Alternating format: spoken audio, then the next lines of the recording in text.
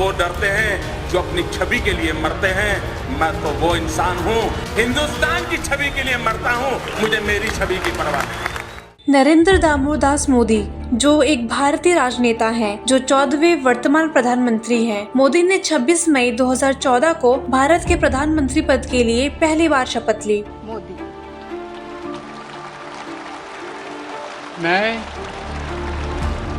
मैं नरेंद्र दामोदर दास मोदी ईश्वर की शपथ लेता हूं कि जो लगातार भारत के तीसरी बार प्रधानमंत्री बने हैं और इससे पहले 2001 में गुजरात के मुख्यमंत्री बने और लगातार 4 बार इस पद के लिए रहे। इस पद पर उन्होंने 13 साल तक शासन किया। मोदी जी का जन्म 17 सितंबर 1950 के वडनगर में गुजराती परिवार में हुआ। इनके पिता का नाम दामोदर दास मूलचंद मोदी है, जो चाय बनाने का काम करते थे, और माता का नाम हीराबेन है। नरेंद्र मोदी ने 1968 में यशोदाबेन मोदी से विवाह किया, जो एक शिक्षिका थी। उन दोनों की शादी तो हुई, पर वह दोनों साथ नहीं रह सके, क्योंकि शादी के कुछ सालों बाद ही मोदी जी ने घर छोड़ दिया था और उनका वैवाहिक जीवन लगभग समाप्त हो गया। मोदी जी ने 2 साल तक भारत भर के कई राज्यों और धार्मिक स्थलों पर यात्रा का दौरा किया। इसके बाद वह गुजरात लौटे और फिर अहमदाबाद चले गए। मोदी जी बचपन में चाय बेचा करते, जिससे कि वो अपने पिता की मदद कर पाते। जब वह कुल 8 वर्ष के थे, तब RSS से जुड़े, जिसके साथ वो एक लंबे समय तक रहे। उनके मैनेजमेंट और काम करने के तरीके ने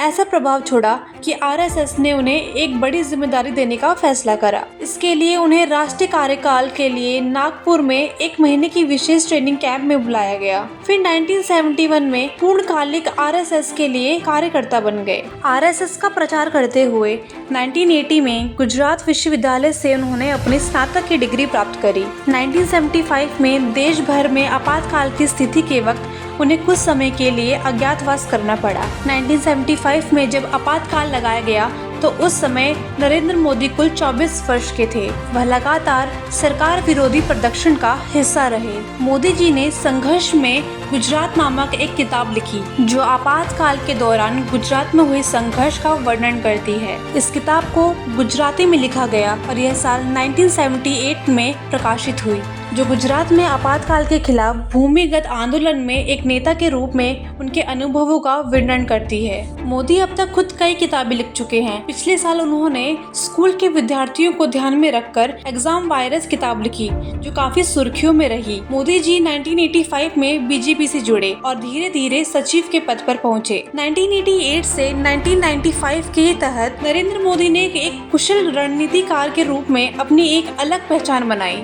जिसके चलते मोदी जी को 2 महत्वपूर्ण योजनाओं की जिम्मेदारी को सौंपा गया। 1990 में लाल कृष्ण आडवाणी की सोमनाथ से अयोध्या रथ यात्रा के सारथी की भूमिका नरेंद्र मोदी को दी गई। फिर 1991 में उन्होंने डॉक्टर मुरली मनोहर जोशी की कन्याकुमारी से कश्मीर तक की यात्रा में उनके साथ कश्मीर के लाल चौक में तिरंगा फहराया। उस समय के दौरान नरेंद्र मोदी मुरली मनोहर जोशी की कोर टीम के सदस्य थे। इस यात्रा का प्रबंध नरेंद्र मोदी के हाथों में था।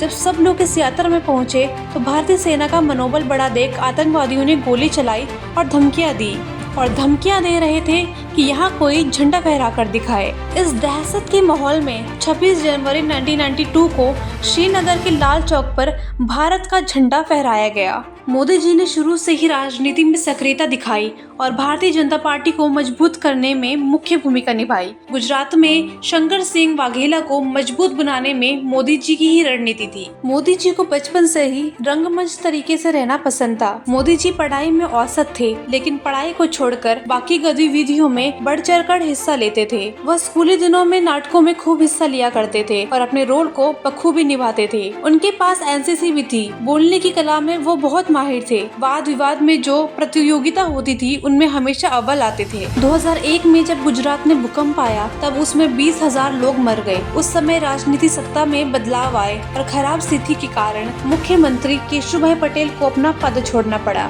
और उनकी जगह नरेंद्र मोदी को राज्य की कमान सौंप दी गई और एक बार फिर मोदी जी को मुख्यमंत्री पद की जंग में उतरना पड़ा।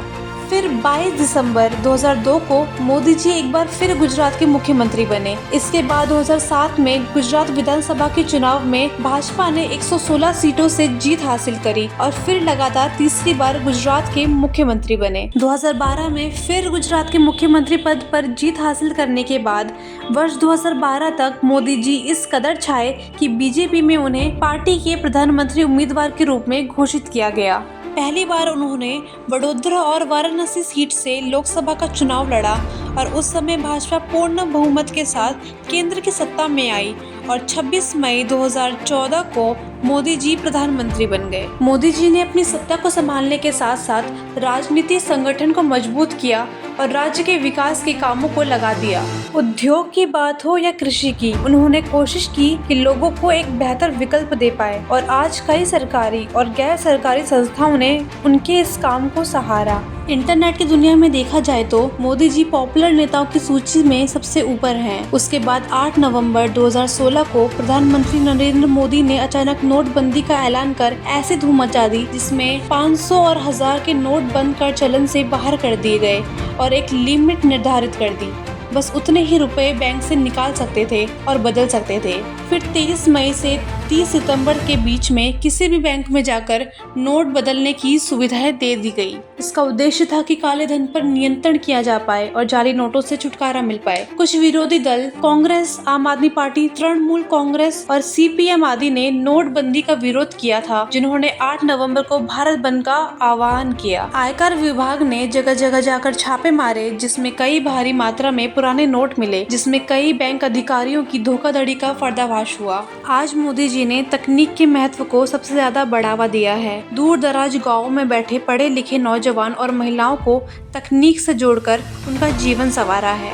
नमो ड्रोन दीदी योजना ग्रामीण क्षेत्र की महिलाओं के लिए नमो ड्रोन दीदी पहल एक बड़ी पहल है। इस योजना के तहत महिलाओं को ड्रोन उड़ाने, डेटा विश्लेषण और ड्रोन के रखरखाव के बारे में ट्रेनिंग दी जाती है और उन्हें ड्रोन का इस्तेमाल कर अलग अलग कृषि कार्यों के लिए प्रशिक्षित किया जाता है। इस योजना के जरिए महिलाओं को तकनीकी परीक्षण देकर उनको मजबूत किया जाता है। इस तकनीकी से कृषि क्षेत्र में होने वाली समस्याओं को दूर कर उत्पादकता और दक्षता में बढ़ोतरी की जा सकती है और लागत में कमी लाई जा सकती है। मोदी जी के विदेशी दौरों में सिलिकॉन डिप्लोमेसी प्रमुखता से छाई हुई है और भारत में इसका क्या फ्यूचर है, आइए जानते हैं। सेमिकॉन इंडिया 2024 को उद्घाटन किया और साथ ही पीएम मोदी ने अगले 10 साल का उद्देश्य निर्धारित किया। उन्होंने निर्धारित करते हुए कहा कि इस दशक के अंत में वह इलेक्ट्रॉनिक सेक्टर को $500 बिलियन तक पहुंचाना चाहते हैं, जिससे 60 लाख नौकरियां पैदा होंगी।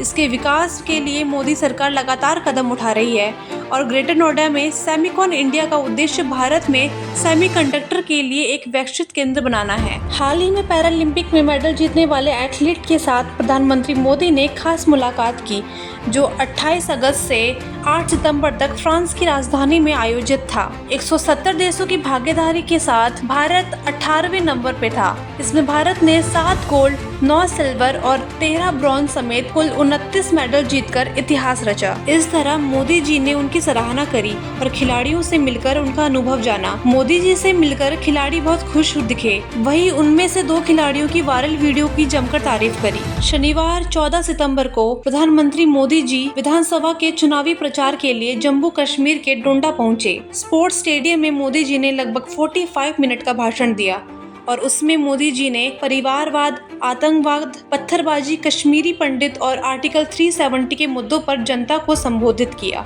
कश्मीरी पंडित के लिए मोदी जी ने कहा कि हमारे कश्मीरी पंडित टीका लाल टपलू को आतंकवादियों ने शहीद किया था। उनकी हत्या के बाद आतंकवादियों का कश्मीरी पंडित के साथ अत्याचार बरकरार रहा। भाजपा ने कश्मीरी पंडितों के लिए आवाज उठाई, उनका साथ दिया। यहाँ हमारे साथ मंच पर हमारी बेटी शगुन बैठी है। इनके पिता और चाचा दोनों को आतंकवादियों ने मार डाला। अब भाजपा ने आतंकवाद से पीड़ित होकर इस बेटी को टिकट दी है। ये आतंक को खत्म करने के भाजपा के मजबूत इरादों की जीती जाती तस्वीर है। सौगंध मुझे इस मिट्टी की, मैं देश नहीं मिटने दूंगा। सौगंध मुझे इस मिट्टी की, मैं देश नहीं मिटने दूंगा। मैं देश नहीं मिटने दूंगा, मैं देश नहीं झुकने दूंगा। सौगंध मुझे इस मिट्टी की। हमारे चैनल को लाइक करें, सब्सक्राइब करें और कमेंट करके बताइए कि आपको वीडियो कैसी लगी।